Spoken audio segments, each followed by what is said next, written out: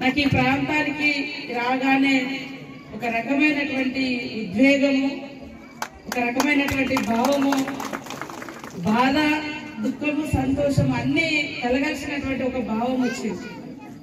Hemant doctor గారు ఎక్కడో పుట్టి మరి మనం ఎక్కడ ఉన్నటువంటి మన ప్రాంతంలోకి వచ్చి మన కోసం వారి జీవితాన్ని త్యాగం చేసినటువంటి మహనీయుడు, ఆదివాసీల ఆత్మబంధువులు, భార్య భర్తలు కూడా హేమంత్ డాక్టర్ గారు, బెట్టి ఎలిజబెత్ గారు.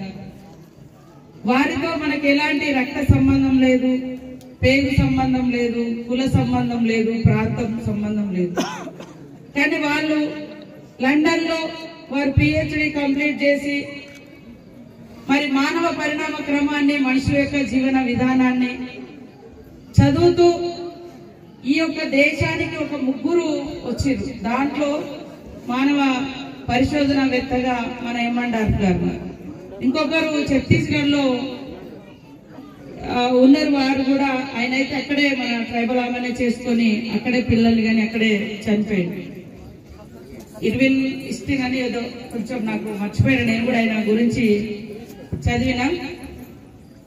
ఈరోజు అసలు అలాంటి మహనీయులు ఈ రోజులలో మనం ఎక్కడ చూడగలుగుతాము అని, మన కోసం ఇన్ని గుట్టలు, చెట్లు, పుట్టలు, వాగులు, వంకలు దాటేసి మన కోసం మనం రావడం పెద్ద గొప్ప కాదు. మన కోసం ఇతర సమాజం నుంచి రావడం, దేశాలు, సరిహద్దులు, రాష్ట్రాలు దాటి వచ్చి పనిచేయడం, అది కూడా అంకిత భావంతో. ఏదో గవర్నమెంట్ పంపింది, నివేదిక ఇచ్చి తన దారిన తాను వెళ్ళిపోలే హేమంత్ డాక్టర్ దంపతులు. ఇక్కడ కొడుకు పుడితే ఇదే ఊర్లో ఉన్నటువంటి పటేల్, లచ్చ పటేల్ పేరు పెట్టుకోవడం అనేది కూడా వారికి మన పట్ల ఉన్నటువంటి కమిట్మెంట్ కు, నిబద్ధతకు నిదర్శనం. కాబట్టి అసలు ఎంత వాళ్ళు అంటే ఒక సుఖమైనటువంటి జీవితం నుంచి జనరల్ గానే వాళ్ళ రాష్ట్ర, వాళ్ళ దేశం, వాళ్ళ వాతావరణం, మన దేశం, మన వాతావరణం, అందులో మన అటవీ ప్రాంతం యొక్క జీవన విధానం ఎంత కష్టతరమైందో మనకు తెలుసు. కానీ వాళ్ళు అడ్జస్ట్ అవడం అనేది వాళ్ళ యొక్క అంకిత భావానికి, అకుటింత దీక్షకు, వాళ్ళలో ఉన్నటువంటి ఆ ఫీలింగ్ కు నిజంగా వారికి పాదాభివందనాలు తెలియజేస్తున్నా, చనిపోయి ఎక్కడ ఉన్నా కూడా. అందుకనే రావాలి రావాలి ఈ ప్రాంతంలో ఖచ్చితంగా వారి యొక్క గొప్పతనాన్ని ఇలాంటి అధికారులు కూడా తెలుసుకోవాలి. ఎందుకంటే మనకు అంబేద్కర్ గారు చెప్పింది, మన కోసం మనం చేస్తే మనలోనే మిగిలిపోతాం, సమాజం కోసం చేస్తే సమాజం గుర్తిస్తుంది, స్మరిస్తుంది, ఇతరుల కోసం చేస్తే. ఈ రోజు మార్లవాయి గ్రామం నిజంగా నిజమైన నివాళి మన కోసం పనిచేసినందుకు మరి ఆదివాసీ ఆత్మ బంధువులైనటువంటి హేమంత్ డాక్టర్ బెట్టి ఎలిజబెత్ రాణి గారికి, బెట్టి ఎలిజబెత్ గారికి ఇవాళ నిజమైన ఘనమైన నివాళి మనం అర్పిస్తున్నాం.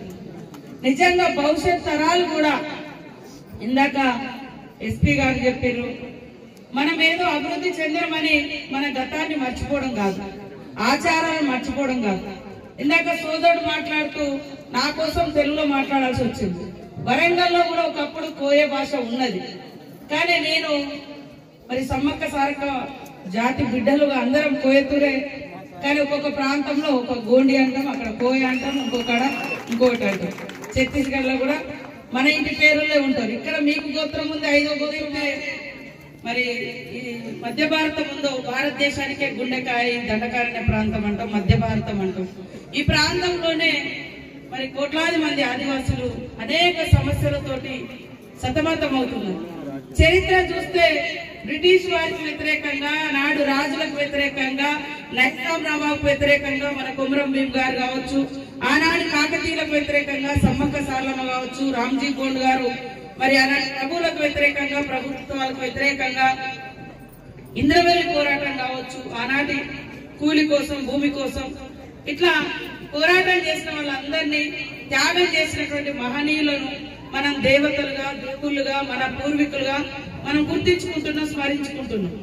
అందుకోసమే ఏ చిన్న రుగ్మతనైనా, చెడు అలవాటునైనా, ఒక దురాచారాన్నైనా, చెడు ప్రభావం చూపే ఏ అంశాన్నైనా కూడా యువత అడ్డుకోవాల్సిన అవసరం ఉంది. అది తాగులైనా, హింస అయినా లేకుంటే అమ్మాయిల పట్ల అసభ్యంగా ప్రవర్తించడం అయినా ఇవన్నింటినీ మనం అడ్డుకోవాలి. ఆదివాసీ అని చెప్పుకోవాల్సినటువంటి పరిస్థితి వస్తుంది. గోత్రంలో చాలా మంది గోత్రాలు కూడా మర్చిపోతున్నటువంటి పరిస్థితి.